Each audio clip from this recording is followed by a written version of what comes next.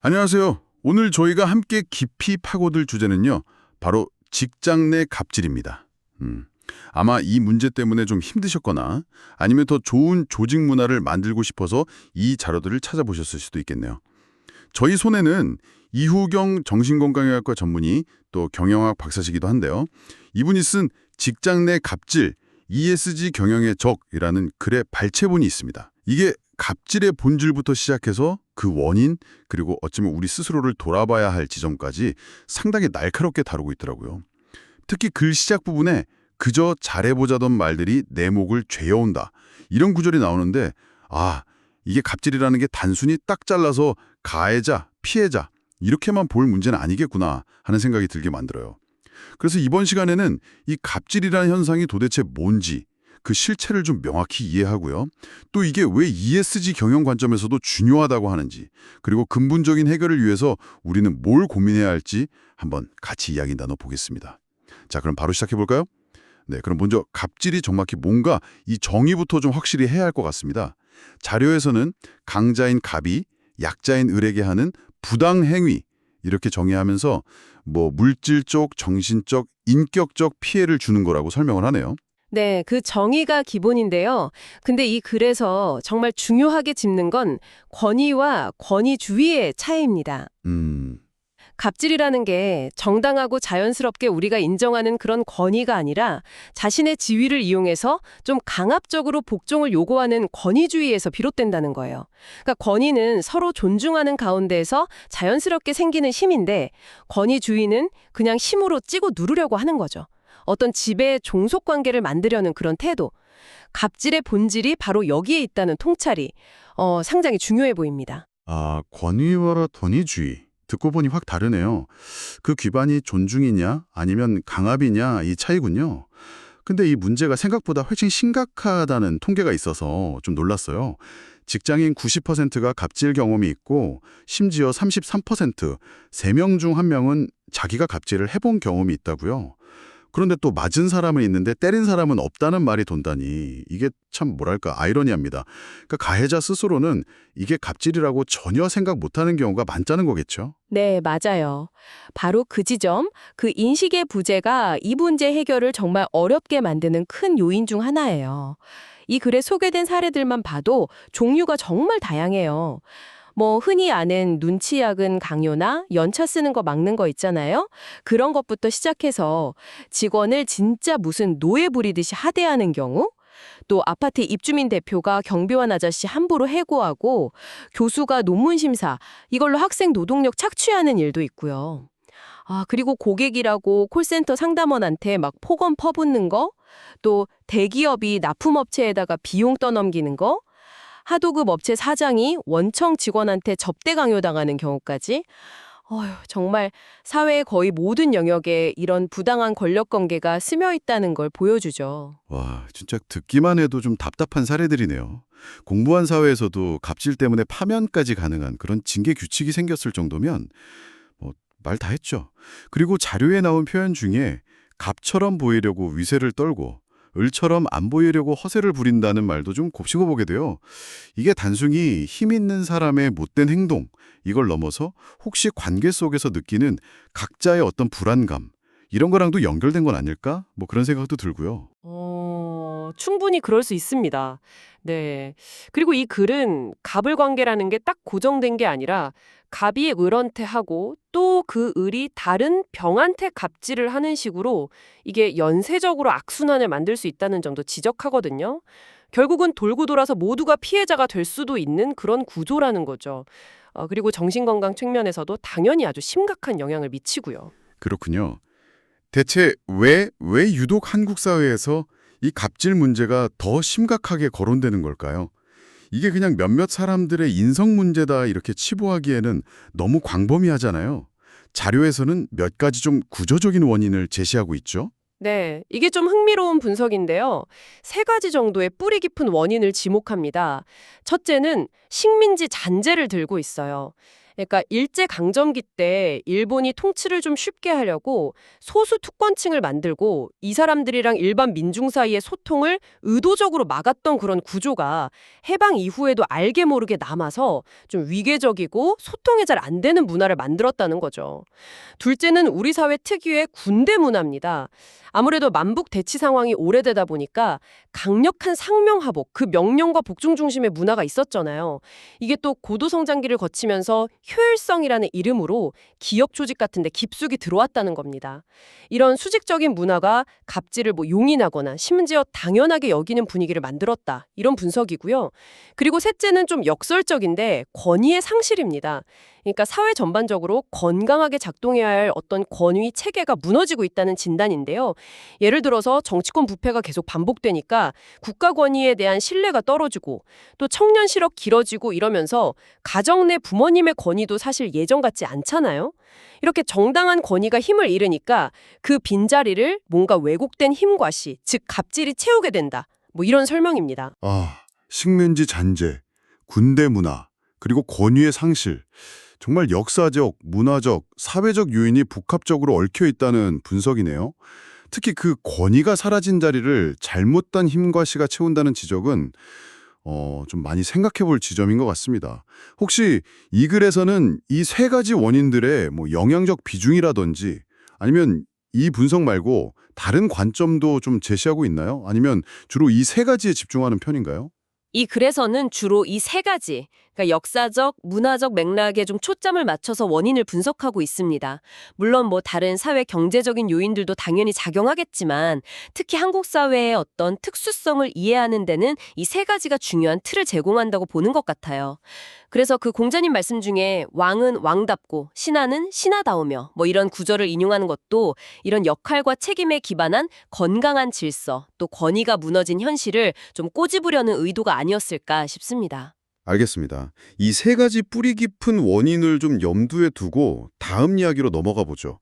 이 글의 부제가 ESG 경영의 적인데 사실 처음 딱 들으면 갑질이랑 ESG가 무슨 상관이지? 이렇게 생각할 수도 있거든요. 이게 어떻게 연결되는 건가요? 네, 바로 이 지점이 이 글이 던지는 굉장히 중요한 통찰이라고 생각합니다. ESG는 잘 아시다시피 환경, environmental, 사회, social, 지배구조, 거버넌스 이걸 뜻하잖아요. 기업의 지속 가능한 성장을 위한 핵심 요소인데 갑질은 특히 이 중에서 S, 즉 사회적 책임 측면과 완전히 정면으로 부딪히는 거죠. 좀 더 구체적으로 말씀드리면 갑질은 일단 직원의 기본적인 인권을 침해하고요. 또 공정하고 안전해야 할 노동 환경을 위협하고 조직 내의 신뢰 자본이라고 하죠. 이걸 완전히 무너뜨립니다.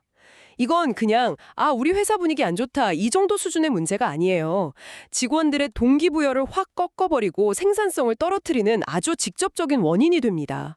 그리고 만약에 이런 갑질 문제가 외부에 알려지기라도 하면 기업 이미지나 평판에 치명타를 입고 브랜드 가치를 아주 심각하게 훼손하죠. 이건 결국 투자 유치나 소비자 신뢰도 하락으로 이어져서 기업의 장기적인 생존 자체를 위협하게 됩니다. 그러니까 갑질은 단순한 인사 문제가 아니라 ESG 관점에서 봤을 때 기업의 지속 가능성을 계속 갉아먹는 심각한 경영 리스크, 그래서 적이라고 표현하는 겁니다. 아하, 그렇군요. 그러니까 갑질이 단순히 조직 내 불화를 넘어서 기업의 사회적 책임 실패이자 심지어 재무적인 리스크로까지 이어진다는 말씀이시네요. 와, ESG 경영이 강조되는 이 시대에 기업들이 왜 그렇게 갑질 문제에 민감해야 하는지 그 이유가 아주 명확해지는 느낌입니다. 정말 중요한 연결고리네요. 맞습니다. 네. 그리고 더 나아가서 보면 갑질을 용인하거나 방치하는 그런 조직 문화나 리더십은 결국 그러니까 지배구조, 거버넌스의 문제와도 맞닿아 있다고 볼 수 있는 거죠. 건강하지 못한 지배구조 아래서는 갑질이 발생하고 또 은폐되기도 쉽거든요. 결국 ESG의 S와 G 양쪽 모두에 악영향을 주는 셈입니다. 자, 그럼 이제 어쩌면 가장 중요하고 또 우리 스스로를 좀 불편하게 만들 수도 있는 질문으로 넘어가 보겠습니다. 혹시 나도 모르게 갑질을 하고 있는 건 아닐까? 이 글은 이런 가정 아래에서 리더 혹은 갑의 위치에 있을 수 있는 사람들을 위한 세 가지 성찰적인 조언을 제시합니다. 이건 정말 우리 모두 한 번쯤 깊이 생각해 볼 필요가 있을 것 같아요. 하나씩 좀 풀어볼까요? 네, 바로 이 부분이 단순히 문제를 지적하는 데서 그치지 않고 구체적으로 어떻게 변화해야 할지 그 방향을 제시한다는 점에서 특히 의미가 깊다고 생각합니다. 첫 번째 조언은 말을 아끼자는 것입니다. 그러니까 신중하게 생각하고 정말 꼭 필요한 말만 하라는 거죠. 자료에서는 리더의 말이 가지는 무게, 이걸 굉장히 강조합니다. 지위에 맞지 않는 가볍거나 좀 경솔한 말, 혹은 감정적인 발언 같은 거는 부하 직원들한테는 큰 실망과 상처를 줄 수 있고 결국 그 화살은 자기 자신에게 돌아온다는 거예요. 그 인용한 구절 중에 말이 입 안에 있으면 내가 말을 다스리지만 입 밖에 나오면 말이 나를 다스린다는 말이 참 와닿죠. 그래서 때로는 말수를 줄이고 침묵하는 것이 오히려 더 지혜로울 수 있다. 이렇게 말합니다. 공자의 말을 빌려서 말을 화려하게 꾸미는 자는 진실성이 부족하다고 지적하면서 결국 화려한 언변보다는 행동으로 보여주는 어떤 진정성이 더 중요하다는 걸 강조하는 거죠. 말을 아끼고 신중하라. 어찌 보면 참 당연한 이야기 같은데 이게 또 실천하기는 정말 어려운 덕목이죠. 특히 감정이 좀 앞설 때는 더 그렇고요. 네, 그럼 두 번째 조언은 무엇인가요? 두 번째는 바로 마음을 살피자입니다. 자신의 감정을 먼저 제대로 인식하고 다스리는 동시에 다른 사람, 타인의 입장과 감정을 좀 헤아리려는 노력을 하라는 겁니다. 예를 들어 갑질 문제로 갈등이 생겼을 때 욱하거나 막 억울해하기 전에 내가 왜 지금 이런 감정을 느낄까 하고 스스로에게 먼저 질문을 던져보라는 거죠. 그리고 그 원인을 자꾸 외부 탓으로 돌리기보다 자신의 내면에서 찾아서 그걸 변화의 동력으로 삼으라고 권합니다. 예전처럼 부하 직원의 희생을 당연하게 여기는 그런 나 중심적인 사고에서 벗어나서 함께 성장하는 상생의 관점을 가져야 한다. 이렇게 강조하고요. 또 타인의 아픔에 공감하고 작은 연대와 사랑을 실천하는 그런 마음의 중요성도 언급합니다. 여기서도 공자님의 아주 유명한 말, 내가 원하지 않는 바를 남에게 행하지 말라. 즉 기소불욕 물시어인이죠. 이 가르침이 또 등장합니다. 결국 자기 마음을 잘 들여다보는 것이 타인을 존중하는 길의 시작이다. 이런 의미겠죠. 네. 내 마음을 먼저 살피고 또 타인의 마음을 헤아리라. 기소불용 물시여인.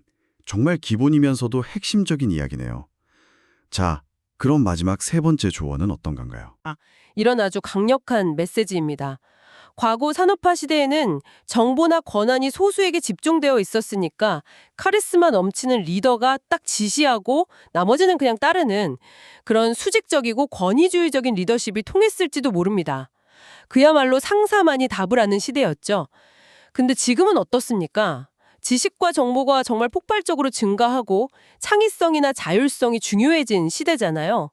관계 역시 수평적이고 상호 존중을 기반으로 해야 시너지가 납니다. 이제는 부하 직원이 상사보다 더 나은 아이디어나 해결책을 가질 수도 있다는 걸 인정해야 한다는 거죠. 아무리 능력이 뛰어나다고 해도 이런 시대의 흐름, 즉 시대 정신을 읽지 못하고 과거 방식만 계속 고집하면 결국 외면당하고 조직의 발전을 가로막게 된다는 겁니다. 그래서 해겔의 말을 인용하면서 시대 정신을 자신의 것으로 만든 사람만이 역사를 이끌 수 있다고 강조합니다. 시대 변화에 맞춰서 끊임없이 자신의 리더십을 성찰하고 변화시켜야 한다. 이런 뜻입니다. 말을 아끼고 마음을 살피며 시대 정신을 읽어라. 이 세 가지 조언은 비단 갑질 문제뿐만 아니라 우리가 건강한 관계를 맺고 또 바람직한 리더십을 발휘하는 데 있어서 두루 적용될 수 있는 그런 통찰인 것 같습니다.